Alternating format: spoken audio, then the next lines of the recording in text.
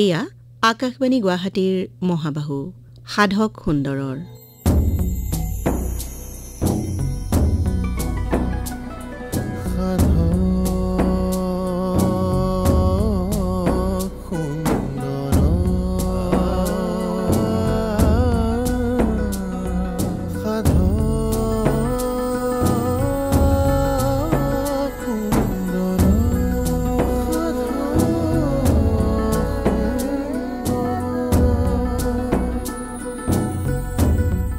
নমস্কাৰ শ্ৰোতাসকল, সাধক সুন্দৰ অনুষ্ঠানটিলৈ আপোনালোকক আকৌ এবাৰ আদৰণি জনাইছো।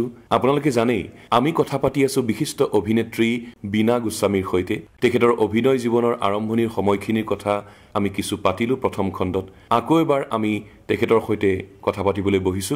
বাইদেউ, পুনৰবাৰ আকাশবাণীৰ সাধক সুন্দৰৰ এই অনুষ্ঠানটিলৈ আদৰণি জনাইছো। ধন্যবাদ। প্ৰথম খণ্ডত আমি আপোনাৰ ব্যক্তিগত জীৱনৰ কিছু কথা পাতিলো, শৈশৱৰ কথা পাতিলো, চিনেমাৰ আৰম্ভণিৰ কথা পাতিলো। আমি প্ৰথম খণ্ডটো সামৰোতে আমি সেন্দুৰ চিনেমাখনৰ কথা পাতি আছিলো। সেন্দুৰৰ কথাৰ পৰা আকৌ আৰম্ভ কৰো। সেন্দুৰ চিনেমাখনৰ অভিনয়ৰ সেই সময়খিনি কথা কওকচোন। সেন্দুৰ চিনেমাখনত যদিও মই মানে ধৰক আপুনি ক'বলৈ গ'লে খলনায়িকা বুলিয়ে ক'ব পাৰি আৰু, গতিকে আৰম্ভণিৰ পৰা কাহিনীটো আগবঢ়াই নিয়াত মোৰ যথেষ্টখিনি আছে আৰু। মই এবাৰ ঘৰৰ পৰা আহোঁ। দুপৰীয়াখন ক'ত ফুৰিবলৈ যাওঁ? ঘৰখনৰ কাম বনবোৰ চম্ভালিব কোনে? মই হেনো গাটো বেয়া, খবৰ এটা কৰি গুচি আহিম। গা বেয়া ভাল হ'ব। তই কিবা ডাক্তৰ কবিৰাজ নে যে লগে লগে যাব লাগে? কি হ'লে? এই এতিয়া মাকৰ ঘৰলৈ যাবলৈ ওলাইছে। ঘৰলৈ? কিয়? মাৰ গাটো বেয়া। অসুখ যদি চাই গৈ যা। কেনেকৈ যাব? আজি অঞ্জনাও আহি পোৱাৰ কথা। তাই অহাৰ লগে লগে চাহ একাপ দিবলৈ মানুহ এজনী লাগিব নহয়। মাকৰ অসুখতকৈ চাহকাপ ডাঙৰ নহয় দিয়াচোন। যা মালা, খবৰটো লৈ গৈ যা। গৃহস্থ অনুমতি দিছে নহয়, যা।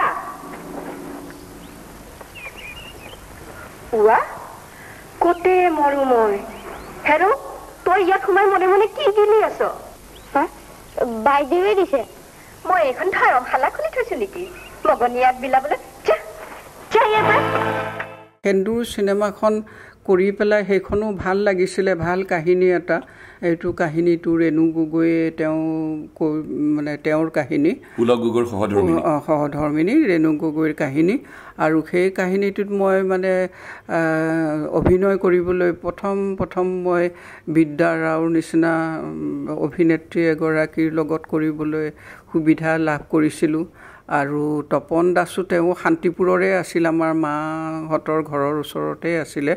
আৰু প্ৰথম তেতিয়া একেবাৰে সৰু ল'ৰা আৰু 23-24 বছৰীয়া ল'ৰা, এয়া প্ৰথম তেখেত গগৈদেৱ এটা কাষ্টিং কৰিছিলে সেন্দুৰ চিনেমাখনৰ কাৰণে। গতিকে সেন্দুৰখনত জিমণি চৌধুৰী তেওঁ আছিলে। তেনেকৈ আমি চিনেমাখন কৰি গৈছিলোঁ। কাহিনীটো যথেষ্ট সুন্দৰ আছিলে। আৰু সেন্দুৰ চিনেমাখন অৱশ্যে হলত যথেষ্ট চলিছিলে আৰু মানুহে ভাল পাইছিলে। আৰু সেই চিনেমাখনৰ সফলতাত আটাইবোৰ অভিনেতা অভিনেত্ৰী তেওঁলোকৰ সহযোগ আছিলে। গায়ক গায়িকা সকলোৰে সমৰ্থনত চিনেমাখন আগবাঢ়ি গৈছিলে। আৰু সেইখন চিনেমাত আব্দুল মজিদো আছিল। আব্দুল মজিদো আছিলে। তেওঁ এটা মানে অলপ দুষ্ট লোকৰ চৰিত্ৰত আছিলে আৰু তেনেকৈ খুব জনপ্ৰিয় হৈছিল। আৰু বিদ্যুৎ চক্ৰৱৰ্তী আছিলে। বিদ্যুৎ চক্ৰৱৰ্তী তেতিয়া একেবাৰে য়ং ল'ৰা, ছোৱালী চামে খুব ভাল পাইছিলে তেওঁৰ অভিনয়টো। অলপমান আজিকালি যিটো মানে অভিনয় কৰে তেনেকুৱা ধৰণৰ অভিনয়বোৰ আছিল। অলপমান মানে মাৰপিট কৰা, অলপ মানে দাদাগিৰি টাইপৰ চৰিত্ৰ আছিলে নহয়। সেইকাৰণে বিদ্যুৎ মানে মই ব্যক্তিগত জীৱনত মানে যিটো পাইছিলোঁ, কাৰণ তেতিয়া মই চাকৰি কৰি আছিলোঁতো, মোৰ তেতিয়া 11-12 ছোৱালী ল'ৰাবিলাকে সোধে, আমি কিন্তু বিদ্যুৎ চক্ৰৱৰ্তীক বৰ ভাল পাইছোঁ দেই, এয়াহে এক্টৰ, খুব ভাল পাইছিলে সিহঁতে। এয়া তাৰপিছত আৰু তেনেকৈ চিনেমাখন সফল হ'লগৈ শেষত।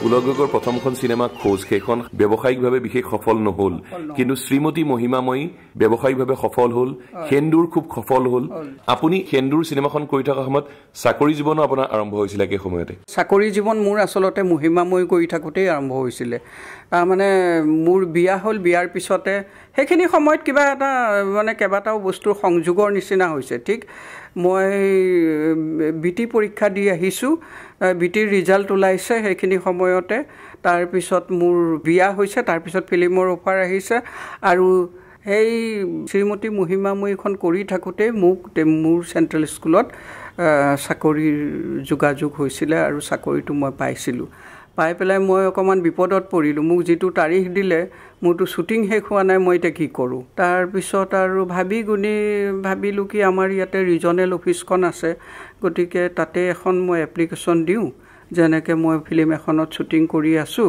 গতিকে মোৰ মানে জইনিং ডেটটো এক্সটেণ্ড কৰি দিব লাগে তেনেকৈ মানে মই প্ৰায় এমাহমান এক্সটেণ্ড কৰি ল'লোঁ কৰি লৈ পেলাই তাৰ ভিতৰতে মই মহিমাময়ীখন শেষ কৰিলোঁ কৰি পেলাই চাকৰিত জইন কৰিছোঁ তাকো মই চাবুৱা এয়াৰফ'ৰ্চ ষ্টেচনত তাৰ চেণ্ট্ৰেল স্কুলত জইন কৰিছিলোঁ সুৰুজ যিখন চিনেমা পুলক গগৈৰ খুব হিট হৈছিলে সেই চিনেমাখনতো আপোনাক অভিনয়ৰ বাবে পুলক গগৈয়ে কৈছিল কিন্তু মই কৰিব নোৱাৰিলোঁ ইয়াৰ কাৰণ হৈছে কি আমাক তেতিয়া মানে অলপ অভিনয়ত চেণ্ট্ৰেল চাকৰি কৰোঁ গতিকে আমাৰ পাৰ্মিশ্যনৰ দৰকাৰ হৈছিলে যদিও লিখিছিলোঁ পাৰ্মিশ্যন গতিকে পাৰ্মিশ্যনটো মোৰ অহা নাছিলে সেইকাৰণে মই নকৰিলোঁ সেইখনো অত্যন্ত হিট চিনেমা হৈছিলে আৰু সেইখন চিনেমাতে প্ৰথম আমাৰ এয়া যে শ্ৰীগালৰ বাহাৰুল ইছলাম প্ৰথম তেখেত গগৈৰ চিনেমাত আহিছিলে আৰু তেনেকেই তেওঁ মানে এই দিশলৈ আগবাঢ়ি গৈছে আৰু এতিয়াতো যথেষ্ট ছাকচেছফুল তেওঁ আৰু তেনেকৈ ব্ৰজেন বৰা এজন ভাল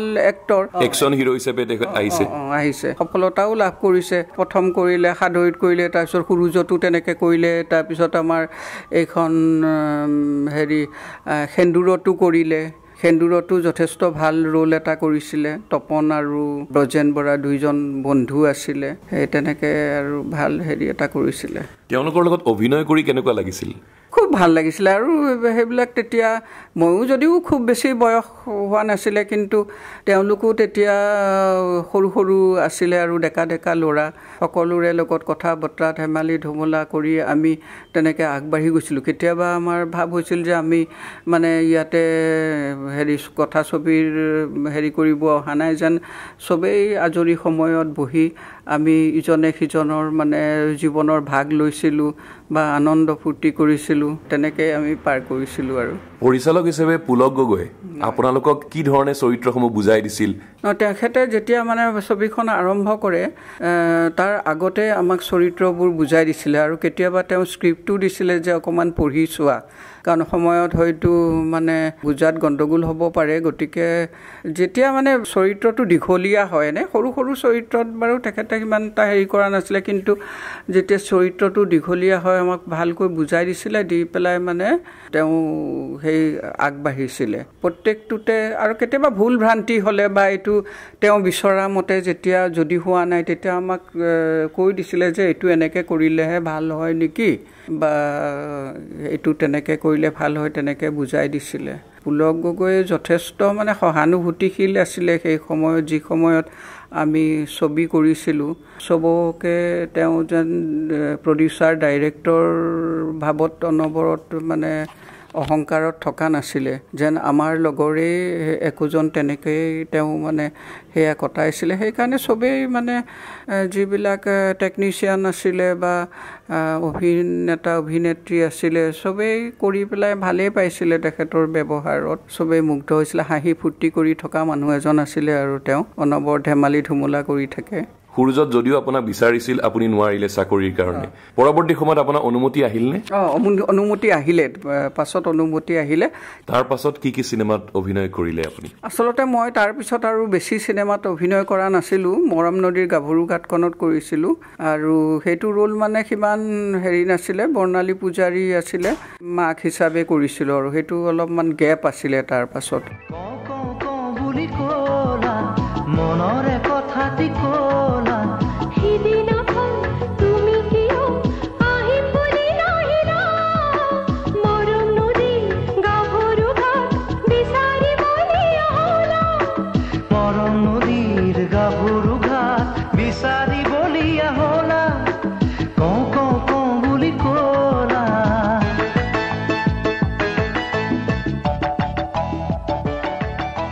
বাছৰ খণ্ডটোত মোৰ এনেকুৱা হ'ল মানে আমাৰ চেণ্ট্ৰেল স্কুলৰ ৰুলবিলাক ইমান টান হৈ গ'ল, আমাক ছুটি দিবলৈ বৰ মানে বেলেগত শ্বুটিং হ'লে যাবৰ কাৰণে বৰ দিগদাৰ হৈ গ'ল। সেইকাৰণে মানে পিছত গৈ পেলাই ফিল্মৰ সিমান এটা মন মেলিব নোৱাৰিলোঁ আৰু চাকৰিৰ হেৰিটো জীৱনটো আৰু বেছি মূল্যৱান বুলি ধৰি লৈ গতিকে চাকৰিতে থাকিলোঁ, গতিকে বেছি মন নেমেলিলোঁ আৰু ছুটি বৰ দিগদাৰ হয়। মৰম নদীৰ গাভৰু গাতে শেষ ছবি নে তাৰ পাছত আৰু কৰিছে? তাৰপিছত বিস্ফোৰণ এখন কৰিছিলোঁ কন্দৰ্প শৰ্মা।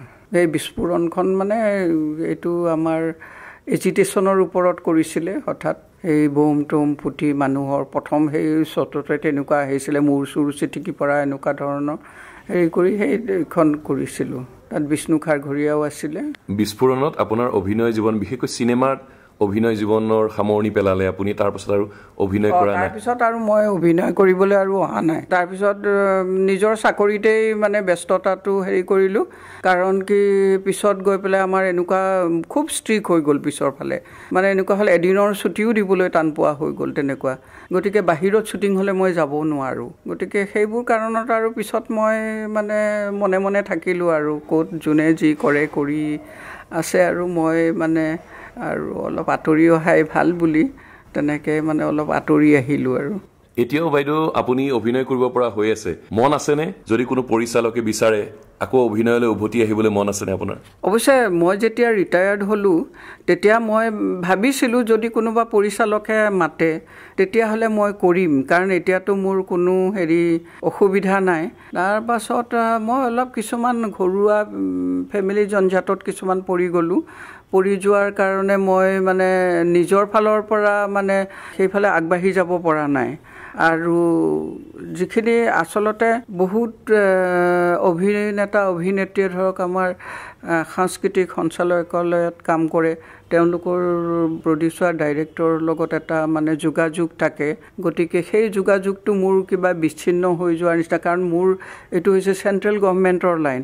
গতিকে এইটো বেলেগ ফালত তেওঁলোকৰ লগত কোনো মোৰ সংস্পৰ্শ নাছিলে। সেইকাৰণে লাহে লাহে মই আঁতৰি অহাৰ নিচিনা হ'ল আৰু সেইখিনি সময়ত মই নিজে আগবাঢ়ি যাব নোৱাৰিলোঁ মোৰ অৱসৰৰ পিছত। কিন্তু আৰু কোনোবাই হয়তো বিচাৰিলে মই কৰিলোহেঁতেন, কিন্তু আৰু হয়তো জানো নাজানো এইখিনি সময়তে মই সদায় ভাবোঁ যে হয়তো ভাল পোৱা নাছিলে নেকি মোক বিচৰা নাই।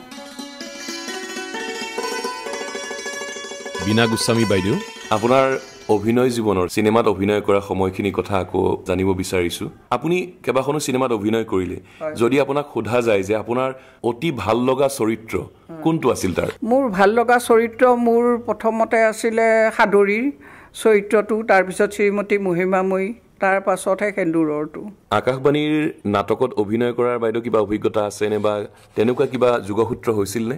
ৰেডিঅ'ত প্ৰথম মোক মানে এষ্টাব্লিছ কৰিব বিচাৰিছিলে তেখেত আছিলে নীলু চক্ৰৱৰ্তী, আৰু নীলু চক্ৰৱৰ্তী তেখেত শ্ৰীমতী মহিমাময়ী যেতিয়া কৰিছিলোঁ তেখেত মোৰ স্বামী হিচাপে তাত অভিনয় কৰিছিলে, আৰু তেখেতৰ অভিনয়ো বৰ ভাল লাগিছিলে আৰু মানুহজন খুহুতীয়া মানুহ বা সেইখিনি সময়ত তেখেতে মোক মাতিছিলে। মাতি পেলাই যিদিনাখনে অডিশ্যন হ'ব সেইদিনাখনে মোৰ মাতটোৱেই নাই, গতিকে মই অডিশ্যনত যোৱা নহ'ল আৰু তাৰপাছত মই চাকৰিত বেলেগ ঠাইলৈ গুচি গ'লোঁ আৰু অডিশ্যন দিয়া নহ'ল কোনোদিনে। আপুনি প্ৰথমে মঞ্চত অভিনয় কৰিলে, দুলাল ৰয়ৰ সৈতে আপুনি অভিনয় কৰিছে, তেখেতৰ তত্বাৱধানত তেখেতৰ পৰিচালনাত মঞ্চত অভিনয় কৰিছে, আৰু বৰ্তমান সময়ত আমি বিভিন্ন জ্যেষ্ঠ অভিনয় শিল্পীৰ সৈতে কথা পাতিলে তেখেতসকলে প্ৰত্যেকেই দুলাল ৰয়ৰ যিটো অৱদান তেখেতসকলে অভিনয় জীৱনত সেই কথা স্বীকাৰ কৰে। আপুনিও তেখেতৰ তত্বাৱধানত অভিনয় কৰিছে। সাধাৰণতে কোৱা হয় যে তেখেত খুব কাঢ়া, অভিনয় শিল্পীসকলৰ পৰা যিটো বিচাৰে সেইটো তেওঁ পাব লাগিব, গতিকে সেই অভিজ্ঞতাটোৰ কথা কওকচোন। আচ্ছা, দুলাল ৰয় সঁচাকৈ তেওঁ কাঢ়া শিল্পী, কাৰণ তেওঁ খুব মানে প্ৰত্যেকটো ষ্টেপ তেওঁ চাই আমি কেনেকৈ অভিনয় কৰিছোঁ, কেনেকৈ থিয় হৈছোঁ, কেনেকৈ কথা পাতিছোঁ, বা আমাৰ হেৰিৰ সময়ত যদি আমাৰ বডিৰ লেংগুৱেজটো অকণমান বেলেগ হৈ যায় তেওঁ তেতিয়াই সেইটো হেৰি তেওঁ কেতিয়াও মানে সহ্য নকৰে যে এইটো ভুল হৈছে। তেওঁ খুব কাঢ়া আছিলে।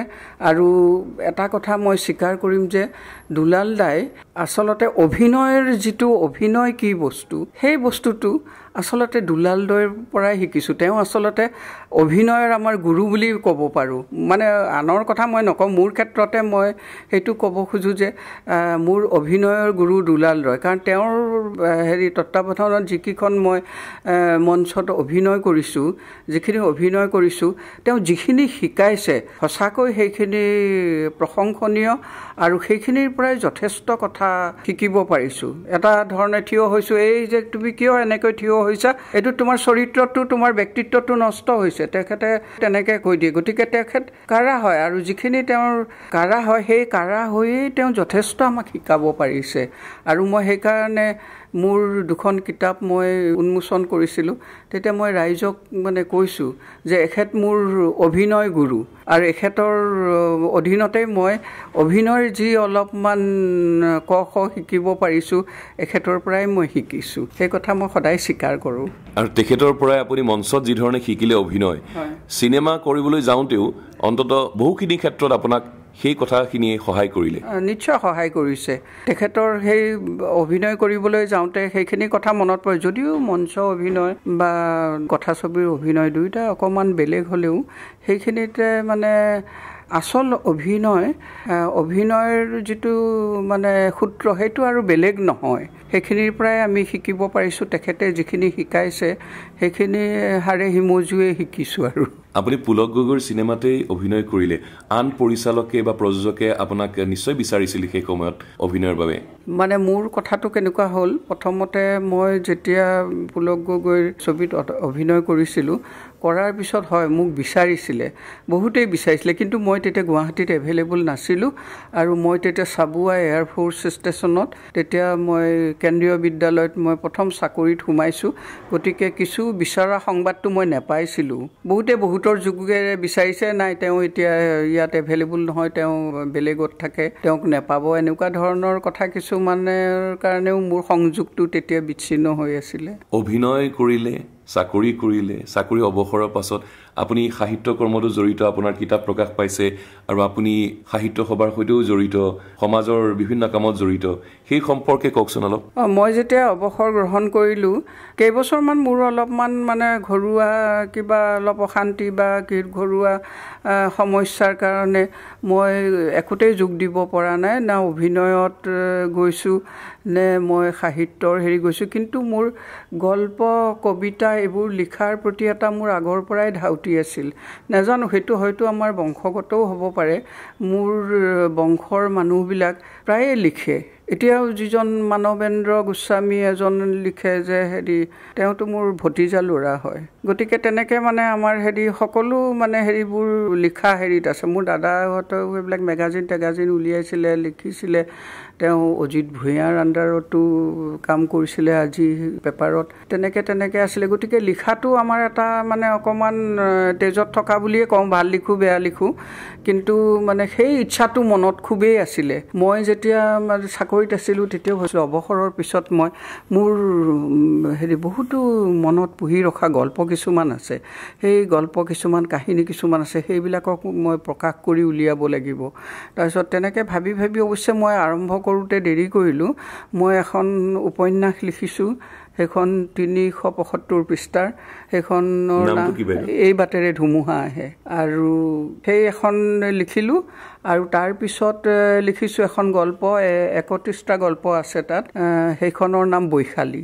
আৰু মই আচলতে এই বাটেৰে ধুমুহা আহে এখন লিখিলোঁ যেতিয়া মোৰ অলপ অৱসৰৰ পিছতে লিখিব নোৱাৰিলোঁ, অলপ দেৰি হ'ল লিখোঁতে। তাৰপিছত মোৰ 19 চনৰ শেষৰ ফালে মোৰ সেইখন মানে লিখা হৈ গ'ল। আৰু লিখা হোৱাৰ পিছত মই ভাবিলোঁ এতিয়া মই পাব্লিছ কৰিম। মই অলপমান জিৰণি ল'লোঁ, ভাবিলোঁ 2020 চনত মই এইখন প্ৰকাশ কৰিম। তাৰপিছত এনেকৈ মই ভাবি থাকোঁতে ইয়াত কৰোণা লাগি গ'ল। কৰোণা লাগোঁতে মই বৰ নাৰ্ভাছ হ'লোঁ, এতিয়া কিমান দিন এনেকৈ থাকে বা আৰু প্ৰকাশ কৰিব নোৱাৰিলে মোৰ এইখন আৰু নহ'বগৈয়ে নেকি, এনেকৈ মানে মই খুব নাৰ্ভাছ হ'লোঁ। তেতিয়া মই মনতে ভাবিলোঁ মইতো কিছুমান গল্প কাহিনী কৰি থৈছিলোঁ লিখিম বুলি এইখন পাব্লিছ হোৱাৰ পিছতে, কিয়নো এতিয়া নিলিখোঁ বহি আছোঁ। গতিকে কৰোণা কালতেই লিখি লওঁচোন। গতিকে সেই কৰোণা কালত মই ক'তো ওলাব পৰা নাই, সেইখিনি সময়তে মই বহি মোৰ গল্পখন গোটেইখন মই সমাপ্ত কৰিছোঁ। কৰি দুয়োখন মই একেলগেই গ্ৰন্থ 2022 চনৰ শেষৰ ফালে ডিচেম্বৰত মই উন্মোচন কৰাই। আৰু আপুনি সাহিত্য সভাৰ সৈতেও জড়িত? সাহিত্য সভাৰ সৈতেও জড়িত। প্ৰথম মই সদস্য আছিলোঁ আৰু শেষৰ ফালে এই বছৰ যেতিয়া আগৰ কমিটিখন তেওঁলোকৰ কালটো উকলি গ'ল, তেতিয়া মোক এতিয়া নৱনিৰ্বাচিত সভাখনত মোক সভাপতি হিচাপে নিৰ্বাচিত কৰিলে।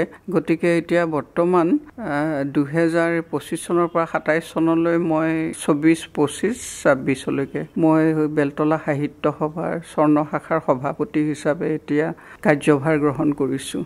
আপোনালোকে যি সময়ত অভিনয় কৰিছিল সেই সময়ত হয়তো বহুত সা সুবিধা একো পোৱা নাছিল। এতিয়া হয়তো অভিনেতা অভিনেত্ৰীসকলে বিভিন্ন সুবিধা পায় বা ক'ৰবাত শিকিবলৈ পায়, সেই সময়ত আপোনালোক তেনেকুৱা বিশেষ সুবিধা নাছিল। এই নতুন প্ৰজন্মৰ যিসকল অভিনয় শিল্পী বৰ্তমান এই অভিনয় ক্ষেত্ৰখনলৈ আহিছে বা কাম কৰি আছে, তেওঁলোকক আপোনাৰ অভিজ্ঞতাৰ পৰা কি ক'ব বিচাৰিব? তেওঁলোকে যি বহুত সুবিধা লাভ কৰিছে, যিখিনি আমি লাভ কৰা নাছিলোঁ। আমাৰ এনেকুৱা আছিল যে আমাক যদি শ্বুটিঙৰ কাৰণে এদিন মাতিবলগীয়া হয়, ঘৰত আহি পেলাই কোনোবাই কৈ থৈ যাব লাগিব, কাৰণ তেতিয়া মোবাইলৰ প্ৰচলন নাছিলে, একোৰে প্ৰচলন নাছিলে। গতিকে ঘৰত আহি খবৰ দিব লাগিব। ঘৰত আহি খবৰ দি যদি কিবা কাৰণত সেইদিনাখন কিবা অসুখেই হ'ল বা কিবা হ'ল, যদি শ্বুটিং কৰিব নোৱাৰোঁ, আকৌ সেই খবৰটো দিবলৈও এটা আমি হাবাথুৰি খাইছিলোঁ। কিন্তু আজিকালি মোবাইল বা ইণ্টাৰনেটৰ যোগে চব কিছু সমাধা হৈ যায়। কাৰোবাক বিচাৰিলে, কাৰোবাক নিবিচাৰিলে তেওঁলোকে যথেষ্ট সুবিধা গ্ৰহণ কৰিছে। আৰু এতিয়া আপোনাৰ সেই টিভি চেনেলবোৰ, আটাইবোৰ টিভি চেনেল আহিছে আৰু টিভি চেনেলবিলাকত তেওঁলোকৰ প্ৰতিভা বিকাশ কৰিবলৈ তেখেতসকলে সুবিধা পাইছে। সেইটো এটা ডাঙৰ সুবিধা আৰু আমাৰ এতিয়া বৰ্তমানৰ তেওঁলোকে যিটো উপভোগ কৰিব পাৰিছে। আৰু এই অভিনয় ক্ষেত্ৰত হোমৱৰ্কটো কিমান প্ৰয়োজন? অভিনয়ৰ ক্ষেত্ৰত হোমৱৰ্কটো অৱশ্যে মঞ্চ অভিনয়ত কিছু লাগে, কাৰণ কি কেতিয়াবা হয়তো প্ৰম্পট কৰিলে আমি নুশুনিবও পাৰোঁ। গতিকে অলপ মুখস্থটো লাগে কিছু মঞ্চ অভিনয়ত। কেমেৰাৰ ক্ষেত্ৰত কেমেৰাৰ ক্ষেত্ৰত ইমান দৰকাৰ নাই, কাৰণ কাটি কাটি কৰি থাকেতো, অলপ অলপকৈ কৰি থাকে। গতিকে সেই সময়ত কেমেৰা ৰেডি কৰা বা সেইখিনি কৰা সময়তে আমি মুখস্থ কৰি লওঁ। আৰু সেইখিনি আগতে চৰিত্ৰটো পঢ়ি আমি বুজি ল'লোঁ। তাৰপিছত ডাইলগখিনি মুখস্থ কৰা সেইখিনি সময়তে কৰি লওঁ, যে এইটোৰ পিছত সেইখিনি সময়তে আমি মানে কৰোঁ। সেইকাৰণে চিনেমাত সাধাৰণতে হয়, অমুকখনত তোমাক লোৱা হ'ল দেই, অমুক দিনাখনৰ পৰা শ্বুটিং হ'ব, আহিবা, এনেকৈ কৈ দিয়ে অভিনেতা অভিনেত্ৰী। আৰু গতিকে শ্বুটিং কৰিবলৈ যায়, হয়তো কিছুমানে নাজানে শ্বুটিঙত কি আছে, কি কাহিনী আছে, কি হ'ব, কি কৰিব লাগিব, তাত গৈহে গম পায়। আৰু বহুতেই মানে এনেকুৱাও হয় যে পুৰা চিনেমাৰ কাহিনীটো নজনাকৈও কিছুমান চৰিত্ৰত অভিনয় কৰিছে, পিছতহে গম পায় যে এইখনেই টুকুৰা টুকুৰকৈ যিহেতু চিত্ৰগ্ৰহণ কৰি দিয়ে, বহু ক্ষেত্ৰত হয়তো কোনোবা গমেই নাপায় যে কাহিনীটো কেনেকৈ আগবাঢ়ি গৈছে। কেনেকৈ সেইটো গম নাপায়, কাৰণ কি যিকেইটা মেইন চৰিত্ৰ থাকে, ধৰক হিৰো হিৰইন, সিহঁতেতো গম পাবই লাগিব, গতিকে তাহাঁতক দিয়ে। তাৰ উপৰিও এখনতো আৰু কথাছবি অকল হিৰো হিৰইনৰ ওপৰতেই নহয়, গতিকে আন চৰিত্ৰও থাকে, ইম্পৰ্টেণ্ট চৰিত্ৰ, সৰু সুৰা, কাৰোবাৰ এঘণ্টীয়া, কাৰোবাৰ কেতিয়াবা 2 দিন কৰিলে, কাৰোবাৰ 3 দিন কৰিলে, এনেকৈ থাকে। তেওঁলোকে সিমান আৰু বৰ্ডাৰ নকৰে, আৰু তেওঁলোকে মানে ইমান নাভাবে, আৰু আহি যায় শ্বুটিঙলৈ, সেইখিনি সময়ত স্পটত দি দিয়ে, বুজাই দিয়ে, মানে ঘটনাটো এনেকুৱা কৰিব লাগিব। আৰু গতিকে মনেৰে এনেকৈ ভাবিব লাগিব, খং উঠিব লাগিব, অমুকে এটা বেয়া কথা কৈছে বা অমুক কৈছে, গতিকে ইয়াৰ খংটো প্ৰকট কৰিব লাগিব, এনেকৈ ধৰণে বুজাই দিলে আৰু সেই হিচাপে ডাইলগটো পঢ়ি পেলাই কৰি দিয়ে, আৰু চিনেমাখনৰ লগত খাপ খাই যায়গৈ, আৰু তেনেকুৱাই হয়গৈ পিছত গৈ। আমি 2টা খণ্ডত বাইদেউ আপোনাৰ সৈতে কথা পাতিলোঁ। আপোনাৰ অভিনয় জীৱন, ব্যক্তিগত জীৱনৰ বহুখিনি কথা আমি গম পালোঁ। আৰু আমি আশা কৰিম আপুনি এতিয়াও যিহেতু অভিনয় কৰিব পৰা হৈ আছে, মনত এটা আগ্ৰহ আছে এতিয়া অভিনয় কৰাৰ, গতিকে আকৌ আপোনাক অভিনয়ৰ ক্ষেত্ৰখনত জড়িত হোৱা দেখিলে আমাৰ ভাল লাগিব। সেইটোতো হয়, সেইটো ময়ো ভাবিছিলোঁ আগতে, যিহেতু তাৰ পাছত মই জড়িত হ'ব নোৱাৰিলোঁ। প্ৰথমতে যেতিয়া টিভি চেনেলবোৰ আহিছিলে, মই অৱশ্যে কেইখনমানত কৰিছিলোঁ কিবা কিবি, শাহু আইকা ধৰণৰ কিছুমান চিৰিয়েল 2-1খনত কৰিছিলোঁ। তাৰপিছত আৰু সেইটো কৰিব নোৱাৰিলোঁ। যদি কোনোবাই বিচাৰে কৰিবৰ হয়তো ইচ্ছা এটা আছে, নোহোৱা নহয়। আপোনাক যিসকলে চিনেমাৰ পৰ্দাত দেখিলে, যিসকলে মঞ্চত আপোনাৰ অভিনয় চালে, যিসকলে আপোনাক প্ৰশংসা কৰিলে, আপোনাক আদৰি ল'লে, সেইসকল শ্ৰোতাক, সেইসকল দৰ্শকক আজি এই সাক্ষাৎকাৰৰ মাজেৰে আপুনি কি ক'ব বিচাৰিব? সেইসকল দৰ্শকক মই এটাই কথা ক'ব বিচাৰোঁ যে তেওঁলোকে যি সময়ত মোৰ অভিনয় দেখিছিলে বা বুজিছিলে চাবলৈ সক্ষম হৈছিলে সেই সময়ত তেওঁলোকে যিটো মোক প্ৰশংসা কৰিছিলে বা যিটো স্নেহ দেখুৱাইছিলে সেইটোৰ কাৰণে মই আজিও তেওঁলোকৰ ওচৰত কৃতজ্ঞ আৰু তেওঁলোকে বহুতেই মোক যেতিয়া লগ পাই মোক এটা কথাই সোধে আজিকালি কিয় নকৰে কৰি থাকিব লাগে যিহেতু আপুনি তেনেকৈ কৰিছিলে এতিয়া কৰা নকৰাটো হৈছে কি বহুত প্ৰডিউচাৰ বা পৰিচালক তেওঁলোকৰ ইচ্ছাৰ ওপৰতো মানে নিৰ্ভৰ কৰে গতিকে আমাৰ ইয়াত অলপ এটা কথা চলি আছে যে অলপ যদি কোনোবা সেইটো হেৰিৰ পৰা আঁতৰি যায় বা গৈছে কিবা এটা কাৰণত মনত নেপেলাই কোনেও সেইটোৱে ডাঙৰ কথা কিন্তু আমি আকাশবাণীয়ে বাইদেউ আপোনাক মনত পেলাইছো তাৰ কাৰণে ধন্যবাদ আকাশবাণীয়ে যে আজি মনত পেলাই মোৰ ওচৰলৈ আহিছে তাৰ কাৰণে মই যথেষ্ট সুখী হৈছোঁ আৰু অশেষ ধন্যবাদ জনাইছোঁ যে বহু দিনৰ পুৰণা মানে কেইবা দশক আগত কৰা চিনেমা কিছুমানৰ অভিজ্ঞতা বা দেখাৰ যিটো অভিজ্ঞতা হৈছিলে সেয়ালৈ আজি মোৰ ওচৰ চাপিছে আহিছে মোক বিচাৰিছে তাৰ কাৰণে মই আজি যথেষ্ট সুখী হৈছোঁ এটা সময়ত ৰেডিঅ'ৰ কাৰণে একেবাৰে আমি পগলা আছিলোঁ ৰেডিঅ'টো যদি ভাত ৰান্ধিবলৈ যাওঁ লগে লগে লৈ ফুৰোঁ আৰু হোষ্টেলত যেতিয়া আছিলোঁ মই সদায় চাদৰ ওপৰত মোৰ নিজৰ এটা মানে ৰেডিঅ' আছিলে মই কিনি লৈছিলোঁ আৰু সেইটো মই ভাত পানী খাই পেলাই চাদৰ ওপৰত উঠি পেলাই তাতে ৰেডিঅ' শুনি থাকোঁগৈ ইমান ভাল পাইছিলোঁ মই ধন্যবাদ জনাইছোঁ আৰু আপোনাকো মই ধন্যবাদ জনালোঁ বাইদেউ খুব ভাল লাগিল আপুনি ভালে কুশলে থাকক আকৌ আপুনি অভিনয়ৰ মাজলৈ আহক আপোনাৰ জীৱনটো সুখৰ হৈ থাকক সেই কামনা কৰি আমাৰ এই কথোপকথন ইয়াতে সামৰিব বিচাৰিছোঁ হয় ধন্যবাদ বহুত ভাল লাগিলে ধন্যবাদ আপোনালোকো সুখী হৈ থাকক আমাৰ সকলো সুখী হৈ থাকক ৰাইজো সুখী হওক মই তাকে আশা কৰিলোঁ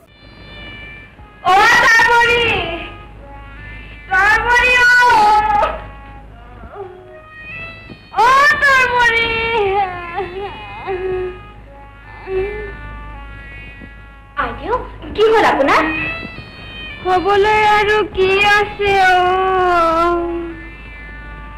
সমস্ত শৰীৰৰ বিষ মই আৰু ভাত পানী ৰান্ধিব নোৱাৰো কালি ৰাতি কৰ্কৰা কেইটামান আছে নহয় যা তাকে খাওঁ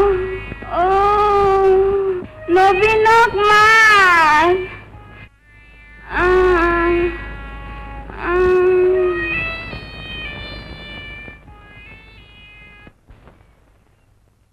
আপোনাক মাতিছে দেখিছে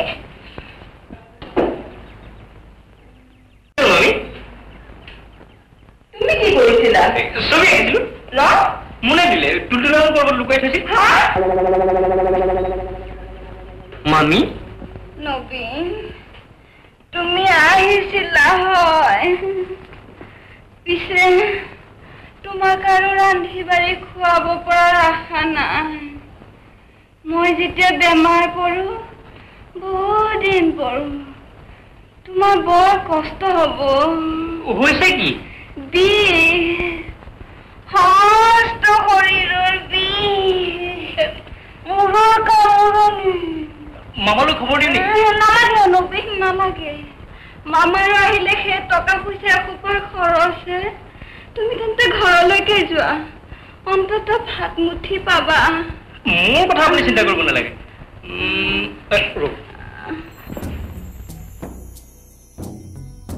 সাধক সুন্দৰৰ অনুষ্ঠানটিৰ ইমানতে অন্ত পৰিল আজিৰ অনুষ্ঠানত বিশিষ্ট অভিনেত্ৰী বীণা গোস্বামীৰ সৈতে হোৱা সাক্ষাৎকাৰৰ দ্বিতীয় তথা শেষ খণ্ডটি শুনিলে সাক্ষাৎ গ্ৰহণ আৰু প্ৰযোজনা আছিল ইন্দ্ৰজিৎ দাসৰ